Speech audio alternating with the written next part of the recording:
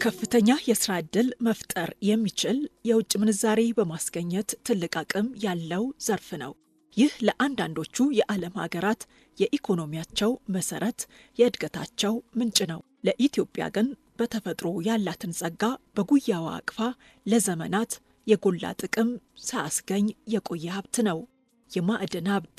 ዶክተር ገመችስ መርሳ የዲቨሎፕመንት ኢኮኖሚክስ መምህርና ተመራማሪ ናቸው። ሀገራችን ለረጅም ዓመታት ዘንግታ ሳትጠቀምበት የነበረች ሳይታይ ሳይታወቅ ሳይመረመር ሳይፈተሽ አንዳንዱ ደግሞ ታውቆም በአንዳንድ ሰላም ማጣት ሊሆን ይችላል። ለምሳሌ ጎዴ ሶማሌ ክልል ያለው ነዳጅ ለዓመታት ሀገራችን ልታወጣ ሞክራ ያልተሳካላት ነው። ሆኖም መንግስት ከቅርብ ዓመታት ወዲህ ዘርፉ ትኩረት እንዲያገኝ አድርጓል። በ10 ዓመት መሪ የልማት እቅድ ላይ እንደተመለከተው ከብዝሃ ኢኮኖሚ 5ቱ የኢኮኖሚ ምሰሶዎች አንዱ የማዕድን ዘርፍ ነው። ኢትዮጵያ ካላት የተፈጥሮ ሀብት አንጻር ለኢኮኖሚው እድገት ተስፋ የተጣለበት ይኸው ዘርፍ ከዓመታት ወዲህ ውጤት እያስገኘ ነው። አሁን በመጣው ለውጥ በተረጋገጠው ሰላም የተገኘ የተፈጥሮ ነዳጅ ሀብት ትልቅ በረከት ሆኖ መጥቷል። አሁን አይተን ለይተን ወደ መጠቀም መተናል። የማዕድን ዘርፍ ዓመታዊ ገቢ ከሪፎርሙ በፊት ከነበረው $800 ሚሊዮን አሁን የተሻለ እምርታ ማሳየት ጀምሯል።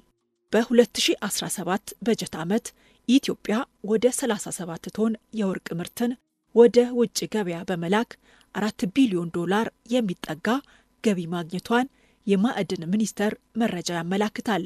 በተያዘው 2018 በጀት ዓመት የመጀመሪያዎቹ 3 ወራት ብቻ ከ11 ቶን በላይ የወርቅ ምርትን ኢትዮጵያ ወደ ውጭ ልካለች።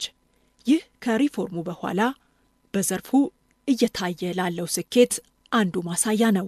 ማይኒንግ በጂዲፒ ግሮዝ ከነበረው 0.1% ወደ 1% አድጓል። ከፍተኛ እመርታ አምጥቷል። በድምሩ የአምና እድገት በንጽጽር ሻል ያለ እድገት ተብሎ ሊወሰድ የሚችል ሲሆን በዚህ ዓመት ግን ካለምንም ጥርጥር ደብል ዲጂት ይገባል እድገታችን።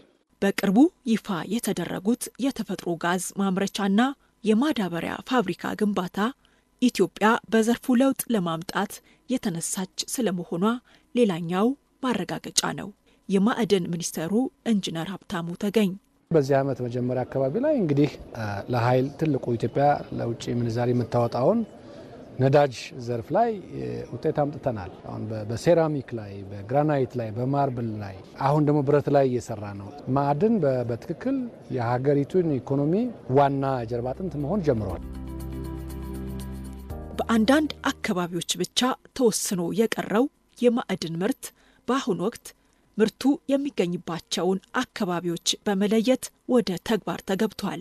የወርቅና ሌሎች ማዕድናት መገኛ የሆነው የቤኒሻንጉል ጉሙዝ ክልል አንዱ ነው። የክልሉ የማዕድን ቢሮ ኃላፊ ቱጃኔ አደም ማህበረሰቡ ብሎም ሀገሪቱ ከዘርፉ ተጠቃሚ እንድትሆን በትኩረት እየተሰራ ነው። በ2018 ማለት ነው የመጀመሪያው ሩብ ዓመት በእቅድ ደረጃ 1260 ኪሎግራም ወርቅ ለብሔራዊ ባንክ ለማስገባት ሞክረው ወደ 1723.7 ኪሎግራም ወርቅ ወደ ብሔራዊ ባንክ ለማስገባት ያው ሞክረናል ማለት ነው። ይሄ ከባለፉት ዓመታት በዚህ የመጀመሪያው ሩብ ዓመት እንኳን ሲነጻጸር ወደ 200% አካባቢ ጭማሪ አሳይቷል። ስለዚህ ሌሎችም ማዕድናትም ቢሆን ህጋዊነትን በማረጋገጥ አገር በዚህ ደረጃ ማግኘት የሚገባትን ነገር እንድታገኝ ማድረግ ነው። ልዩ ልዩ የማዕድን ሀብቶች ከሚገኝባቸው አካባቢዎች የአማራ ክልልም ተጠቃሽ ነው። አቶ ኃይሌ አበበ የክልሉ ማዕድን ልማት ቢሮ ኃላፊ ናቸው። በእኛ ክልል ከጠቀሜታቸው አኳያ በአምስት የሚከፈሉ ከ50 አካባቢ የሚደርሱ ማዕድናት አሉ። የኮንስትራክሽን ማዕድናት ይባላሉ። ለምሳሌ የግራናይት፣ ባዛልቱ፣ ጥቁር ድንጋዩ፣ ስኮሪያው እነዚህ የመሳሰሉት ኢግኒምብራይት የሚባሉት ኮንስትራክሽን ማዕድናት ተብሎ ከጠቀሜታቸው አኳያ ተከፍለው ተቀምጠዋል። የኢንዱስትሪ ማዕድናት የሚባላሉ ከጠቀሜታቸው አኳያ ለምሳሌ ጂፕሰም፣ ላይምስቶን፣ ሲልካም የኢንዱስትሪ ማዕድናት ተብሎ ይከፈላሉ ከሚያመጡት ውጤት ማለት። ሶስተኛው የብረትና ብረት ነክ ማዕድናት ይባላሉ። አራተኛው የከበሩና የከበሩ ማዕድናት በከፊል የከበሩ ማዕድናት ይባላሉ። ወርቅ፣ ኤሜራልድ፣ ኦብሲዲያን የመሳሰሉት ኦፓል እነዚህ በዚህ ይካተታሉ ማለት ነው። ሌላው ደግሞ የኢነርጂ ማዕድናት ተብሎ እንደ ድንጋይ ከሰል አይነት። በማዕድን ዘርፍ የህግና የአሰራር ማሻሻያ መደረጋቸው የአልሚዎችን ቁጥር ከጊዜ ወደ ጊዜ እንዲጨምር እያደረገው እንደሚገኝ የጂኦሎጂ ባለሙያው አቶ ዝናው አበበ ይናገራሉ። ያለውን ሀብት ለይቶ አደራጅቶ መረጃዎችን አዘጋጅቶ ለኢንቨስተሮች በማስተላለፍ ብዙ ኢንቨስተሮች እየመጡ ነው። ኢትዮጵያ ገጸ ምድሯ ብቻ ሳይሆን ከርሰ ምድሯ ቢቆፈር ሀብት መኖሩን አንዱ ማረጋገጫው የማዕድን ዘርፉ ነው። ዘርፉ ከፖሊሲ ጀምሮ በአዲስ እሳቤ መቃኘቱ አሁን ለተደረሰበት ተስፋ ሰጪ ውጤት አንዱ ማሳያ ነው። የማዕድን ዘርፍ ካለው እምቅ አቅም አንጻር ሲመዘን አሁንም ተጨማሪ ስራዎች፣ ተጨማሪ ጥረቶች እንደሚያስፈልጉት ይታመናል።